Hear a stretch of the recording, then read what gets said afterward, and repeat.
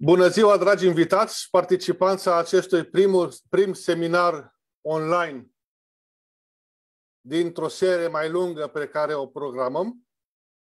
Astăzi dorim să vă vorbim despre soluțiile SICA pentru terase și balcoane, soluții complete, sisteme, după o experiență de peste 100 de ani în impermeabilizări și lupta cu apa.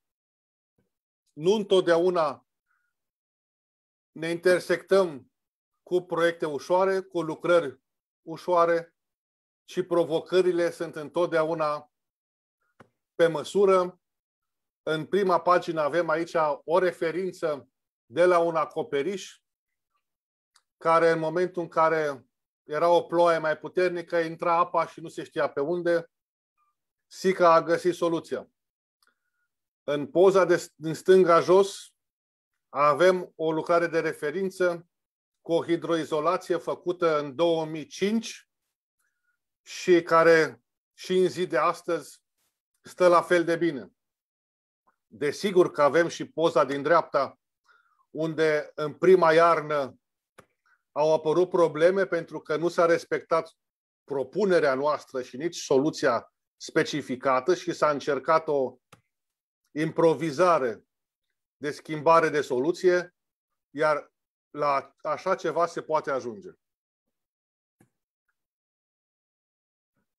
De aceea este foarte important să respectăm toate sistemele.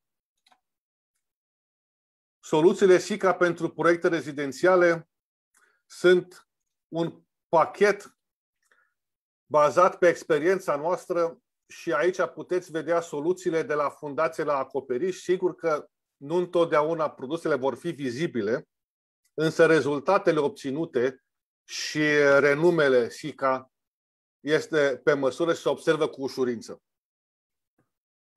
Noi oferim soluții pentru toate proiectele în construcție, plecând de la istoria SICA, infrastructură, construcții industriale, dar și rezidențiale și în cazul nostru de astăzi acoperișuri, terase, balcoane.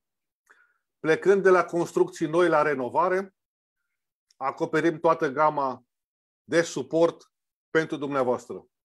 Ca să aveți și argumente de ce ar trebui să ne ascultați, dorim să vă explicăm că proiectele devin tot mai solicitante și complexe, iar SICA oferă soluțiile. Niciodată nu există timp suficient de pregătire. SICA vă ajută să economisiți timp. Cunoștințele pot fi limitate, există anumite lacune, nimeni nu este perfect, dar SICA deține un know-how de peste 100 de ani. Niciodată nu există resurse suficiente și putem oferi soluții în funcție de buget. Ne putem adapta în așa fel încât să satisfacem cerințele. De asemenea, dacă anumite standarde lipsesc, sunt necesare recomandări punctuale, iar aici SICA vă poate ajuta. Aveți nevoie, sigur, de un partener global care poate oferi și suport local. SICA este prezent în peste 100 de țări și are această experiență și expertiză să găsească soluții la orice provocare. Dar să înțelegem și ce câștigați dumneavoastră dintr-un parteneriat de genul ăsta, nu doar noi ca furnizori de materiale. Trebuie să înțelegem că aveți un partener de încredere în SICA. Lucrăm împreună și creăm un parteneriat reciproc avantajos. Suportul, puteți apela la SICA pentru provocările dumneavoastră, dificultăți și bucurii, nu numai dificultăți, și noi căutăm să vă ajutăm. Găsim întotdeauna soluții pentru proiecte și provocări. Aveți acces la know-how-ul nostru, ceea ce este un mare avantaj. Putem optimiza costuri, timp de execuție, durată de viață și întotdeauna și noi ne bucurăm să învățăm câte ceva de la partenerii noștri. De aceea este un parteneriat reciproc avantajos. Soluțiile pe care le oferă SICA în domeniul rezidențial sunt foarte vaste. Aveți aici o prezentare pe scurt a tuturor soluțiilor recomandate pentru proiecte rezidențiale, plecând de la experiența din infrastructură, lucrări subterane, proiecte speciale, până la simplele hidroizolații de balcoane și terase. Dar să intrăm la subiect și vă prezentăm astăzi cel mai comun sistem de finisaje pentru balcoane, unde plecând de la stratul de concept al structurii de rezistență, partea de beton armat, cu aditivii aferenți, cu straturile de protecție din folie de polietilenă, cu șapa, așa zis, slab armată, care trebuie să aibă totuși o anumită caracteristică și o anumită rezistență. Nu se poate turna pur și simplu, că după aceea ne trezim că o să avem probleme. De aceea recomandăm un sistem complet, cu soluții integrate și corelate, în care avem aditiv și fibre. Avem o hidroizolație flexibilă cu sistem de rezolvare al rosturilor. Sika Tape S și Sika Seal Tape F. Acestea asigură etanșarea detaliilor. În câmp, hai să spunem că toată lumea știe să facă hidroizolație, dar se știe că detaliile sunt cele mai critice întotdeauna.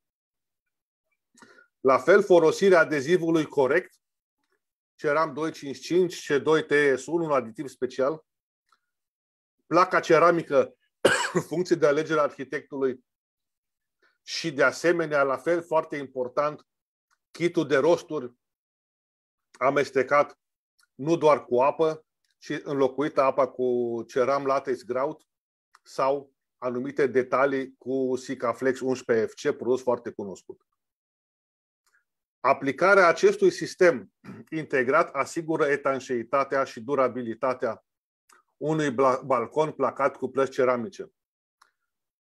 Să nu uităm însă și balustradele și toate străpungerile aferente unor conexiuni, unde ancora chimică, pe lângă că asigură o fixare și o etanșare corespunzătoare.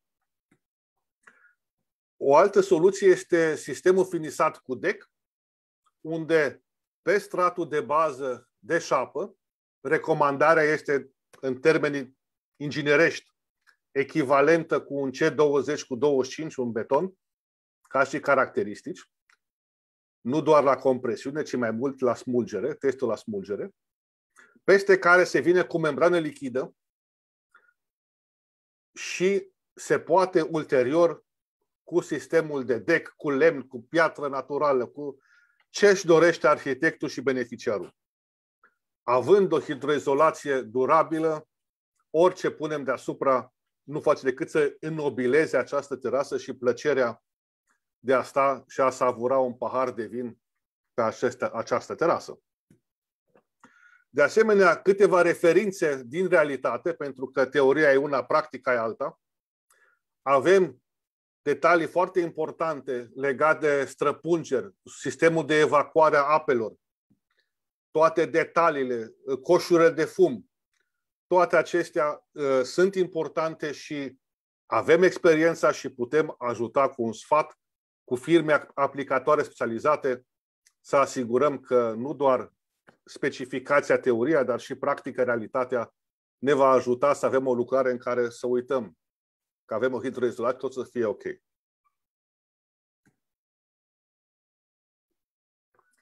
De asemenea, în cazul în care avem un balcon și avem rigole, hidroizolația trebuie să fie sub rigole. Ne-am întâlnit în experiența noastră cu atâtea cazuri în care rigolele au fost călcâiul lui Ahile, dacă vreți, al majorității teraselor și pentru aceasta, în această poză este explicată în detaliu stratificația și importanța respectării pașilor a armăturii pentru a avea o hidroizolație de balcon deosebită, un sistem balconii, astfel încât să putem avea o terasă cu un aspect de piatră naturală sau alte sisteme.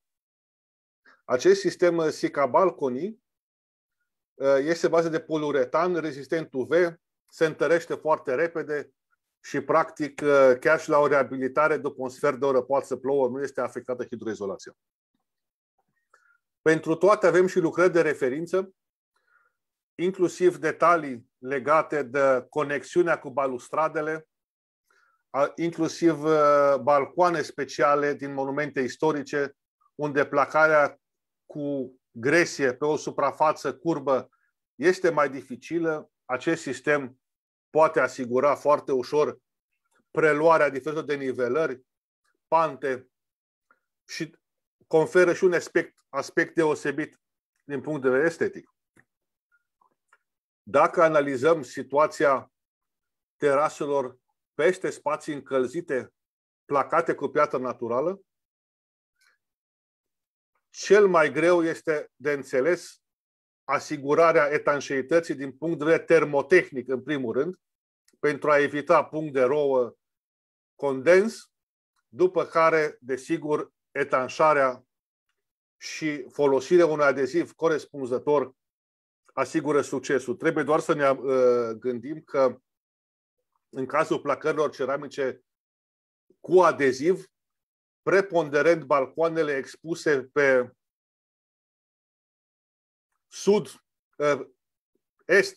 sud-est sunt cele mai expuse din cauza temperaturii scăzute la nivelul plăcării ceramice în timpul primăverii. Dimineața răsare soarele, încinge, apar dilatări și apar fisuri care ulterior facilitează penetrarea apei.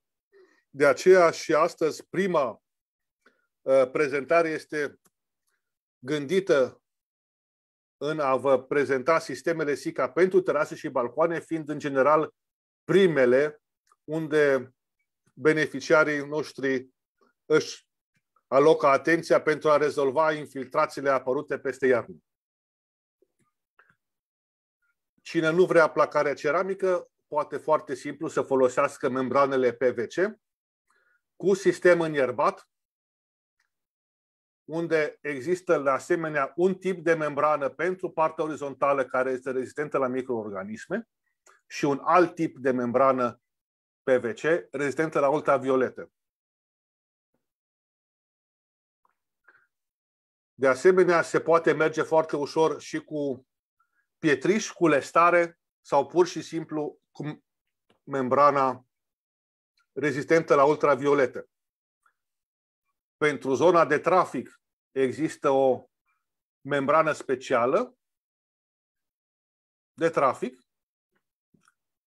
și avem inclusiv câteva referințe. Asta e o vedere de sus, asta e o vedere de ansamblu și aici un detaliu unde pe același tip de membrană avem și un sistem înierbat și un sistem cu pietriș. Sistemul cu pietriș este gândit de a facilita accesul la instalațiile de aer condiționat, iar zona de spațiu verde pentru a asigura un confort și a reduce temperatura la nivelul suprafețelor. Acest sistem se poate aplica cu succes pe toate blocurile din România, se poate aplica cu succes pe orice pantă relativ mică, nu este foarte complicat și asigură aportul fiecăruia la reducerea încălzirii globale. Sunt situații în care avem balcoane existente și există și în acest caz soluția de reabilitare sau de înnobilare. Condiția este ca stratul suport să nu fie deteriorat, adică să nu sune a gol. Spus mai direct. Câteva lucrări de referință, începând de la pregătirea stratului suport, aplicarea amorsei, aplicarea hidroizolației, foarte importantă, testarea hidroizolației și aderența hidroizolației la stratul suport. Aici se vede un test unde am tăiat intenționat cu cutterul și am încercat să desfacem hidroizolația de pe stratul suport. Se vede că este aproape imposibil să o scoți afară, ceea ce implică clar o dovadă a durabilității și a siguranței folosirii acestor soluții. Etanșarea la detalii trebuie întotdeauna tratată cu foarte mult interes și cu grijă și urmărit să se respecte toți pașii. Aici s-a făcut hidroizolația corect, dar s-a folosit alt adeziv cimentos în loc de cel poliuretanic și iată rezultatul. Trebuie să recunoaștem că nu întotdeauna realitatea recomandărilor se întâlnește cu realitatea șantierului și de aceea trebuie soluții și recomandări să reparăm în cazul în care, din vari motive, nu se respectă tehnologiile. Doar de dragul de a fi mai ieftin. Din păcate, acest fenomen nu se regăsește numai în România. Credeți-mă, toată lumea știe să facă ciorba cu apă, așa că nu numai la noi, să nu credeți că numai la noi se poate întâmpla așa ceva, și în alte țări nu se respectă întotdeauna soluțiile. Noi ne mândrim că aplicatorii noștri își respectă promisiunile, iar cei care nu o fac nu mai apar pe pagina oficială a SICA România. De asemenea, terase circulabile sau necirculabile pot fi reabilitate foarte repede, diferite acoperișuri, chiar terase mai mari, cu un sistem în variantă mai economică, să-i spunem, cu o simplă membrană lichidă armată cu acest strat de pânză, care rezolvă multe dureri de cap beneficiarilor, și avem foarte multe lucrări de referință, unde oamenii nu mai știau ce să facă, au tot încercat să pună bitum peste bitum și în final, nerespectând tehnologiile, au ajuns să fie disperați. Soluțiile acestea cu membrane poliuretanice aplicate la trafalet le poate face oricine. Instrucțiuni există, specificații, detalii pe YouTube, niciun fel de problemă, putem asigura suportul și avem câteva lucrări de referință. În concluzie, avantajele și beneficiile folosirii produselor SICA și cooperării cu SICA sunt evidențiate printr-o mentenanță scăzută, suport tehnic în toate fazele conceptului lucrărilor de reabilitare terase și balcoane. Avem referințe naționale și internaționale, experiență îndelungată, 18 ani pe zona aceasta de hidroizolații, balcoane cu poliuretan, PVC-ul și mai mult. Putem asigura revizuirea sau schițarea proiectului, detalii de execuție, recomandări, consultanța cu toate experților tehnice, proiectanților, furnizăm toate documentele necesare și, desigur, avem recomandările pentru o proiectare detaliată a tuturor soluțiilor necesare. Execuția reduce costurile totale prin punerea a soluțiilor inovative SICA, soluții tehnice garantate pe termen mediu-lung și, de asemenea, ne mândrim cu acest suport tehnic în șantier, controlul calității aplicării prin aplicatori autorizați, instruirea echipelor de aplicatori, o rețea extinsă de furnizori, distribuitori și aplicatori autorizați și, în ultimul rând, soluții moderne cu timp de execuție redus în comparație cu soluțiile tradiționale. De aceea, noi ne mândrim cu experiențe de peste 100 de ani în hidroizolații și concluzionăm că cea mai durabilă relație este construită pe încredere. De aceea și sloganul nostru este Building Trust. Spiritul SICA este din 1910 și suntem mândri să-l ducem mai departe, chiar dacă de data asta putem fi doar online, nu ne putem vedea fizic, face și o demonstrație asupra simplității folosirii sistemelor SICA și vizite mai dese în șantier. Vă mulțumesc foarte mult și aș dori să răspund la câteva întrebări. Detalii pe metru pătrat, soluții. Orice sistem are un sistem de calcul în spate cu un cost pe metru pătrat total sistem. Prețurile pe kilogramul de material întotdeauna sunt mai puțin relevante. Relevant este prețul pe care îl plătiți dumneavoastră ca beneficiar sau cei care trebuie să plătească în final pentru o hidroizolație de durată. Trebuie să luăm în calcul că o investiție cu un preț foarte mic nu poate să aibă o durată de viață foarte lungă și trebuie de fel să luăm în calcul cât ne costă să facem o hidroizolație de balcon-terasă versus cât ne costă să o reparăm tot la 2-3 ani. Noi avem suficiente lucrări de referință unde am fost de 2 ori, o dată să vedem lucrarea am făcut recomandările, am fost la recepție și de câte ori ne întâlnim cu lumea pe stradă ne salută. Salut, vă mulțumesc că m-ați ajutat atunci. Așteptăm cu interes întrebările dumneavoastră și vă răspundem cu drag la ele.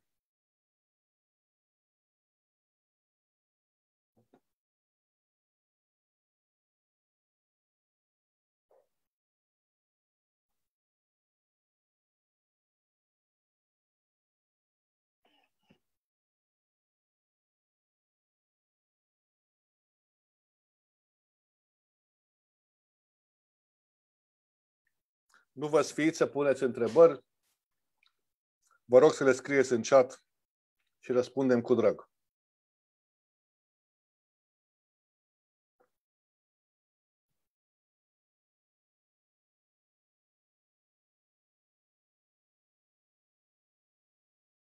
Dacă nu aveți alte întrebări, noi vă mulțumim pentru participarea la acest prim video live pe Facebook și vă invităm să participați și la celelalte.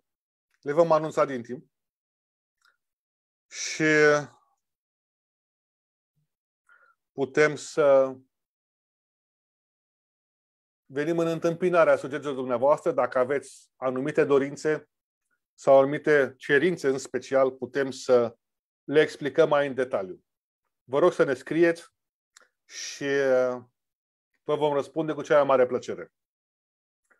Vă mulțumesc foarte mult pentru ascultare și vă doresc un weekend foarte plăcut și liniștit. Cu multă sănătate. Vă mulțumesc foarte mult. La revedere!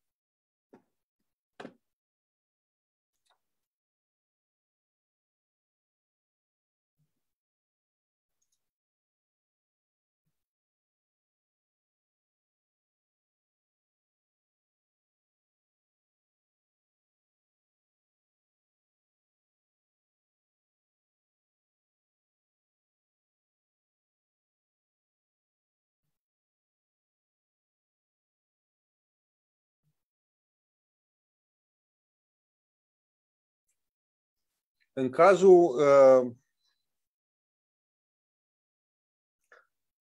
cazul unui acoperiș verde, stratul de beton de pantă poate fi realizat din orice.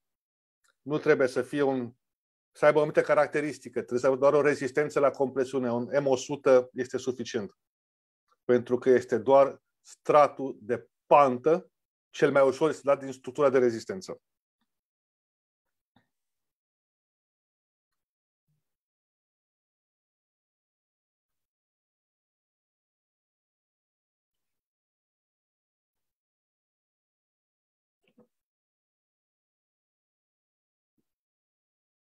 Putem reveni, domnul Dan Parpalita, pentru acest detaliu.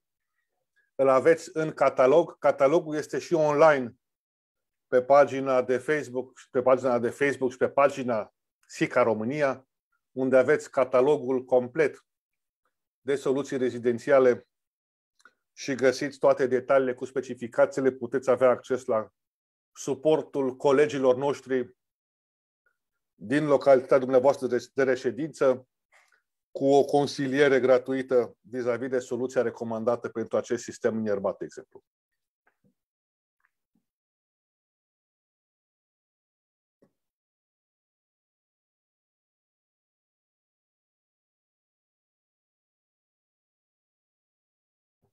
Mai sunt și alte întrebări?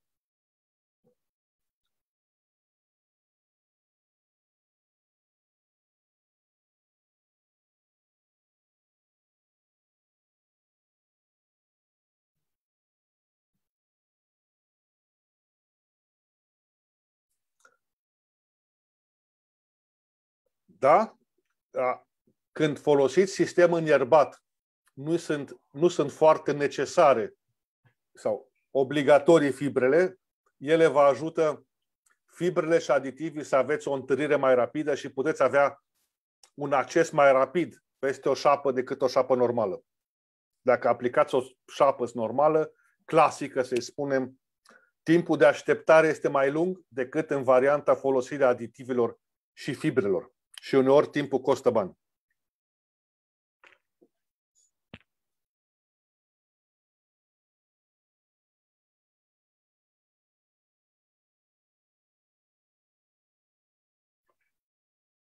De la SICA puteți cumpăra tot ce ține de partea de acoperiș și ce ține de partea de structură, începând de la hidroizolație până la stratul de drenaj.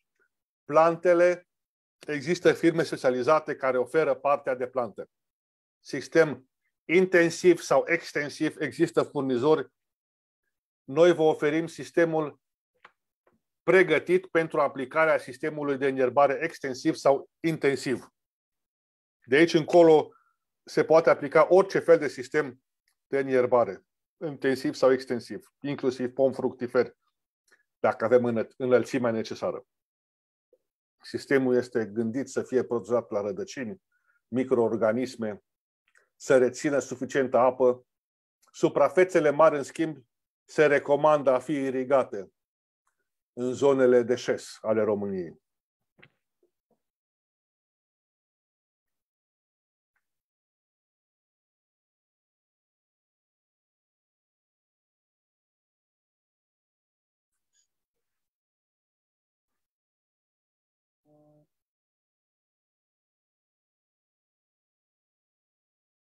Da, plantele nu de la SICA, plantele sunt apanajul furnizorilor specializați pentru amenajări de acest gen și pot diferi foarte mult și ar fi foarte dificil să oferim și acest sistem. Noi ne asigurăm că hidroizolația și sistemul de drenaj și de reținere a apei necesare plantelor este asigurat într-un sistem unitar din partea lui SICA, urmând ca ce vine peste este deja o chestie independentă care poate să varieze foarte mult. Este ca și cum am furniza și gresia la terase. Noi asigurăm tot ce înseamnă hidroizolație, adeziv, chid de rosturi. Gresia, culoarea gresiei sunt furnizorii din piață și noi suntem adaptați și putem asigura soluțiile funcție de tipul de gresie, granit, marmură, terasă înierbată, dec sau orice se dorește ca strat final. Tocmai aici este poate marele avantaj al colaborării cu SICA, că are toată gama de materiale și soluții care se pot aplica și adapta la cerințele dumneavoastră.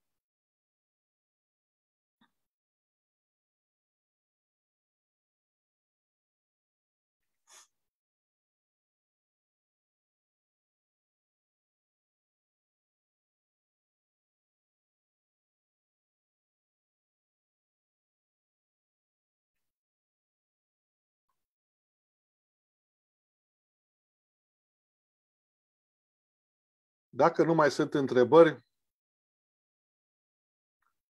vă urez un weekend plăcut. Construiți cu încredere folosind produsele SICA și să ne revedem sănătoși și cu zâmbetul pe data viitoare. Domnul Dan, o singură scurgere, totul este relativ. Se poate și da și nu. Funcție de zona orașul unde locuiți, cât plouă pe metru pătrat, în general, la 100 de metri pătrați se poate considera o scurgere, dar cu siguranță mai trebuie pusă încă una de protecție, așa zisă scurgere de prea plin. În cazul unei furtuni, dimensionarea scurgerii se face pe volumul mediu de apă, dar în cazul că aveți un exces de apă pe metru pătrat în foarte scurt timp, se folosește încă o scurgere, deci obligatoriu două, aia e clar. A doua este cu rol de protecție de prea plin. Și așa este recomandarea noastră. Deci, una mare la 100 de metri pătrați sau minim două, aia e clar. Deci, două mai mici sau una mare la 100 de metri pătrați, funcție de geometria suprafeței dumneavoastră și de pantele necesare.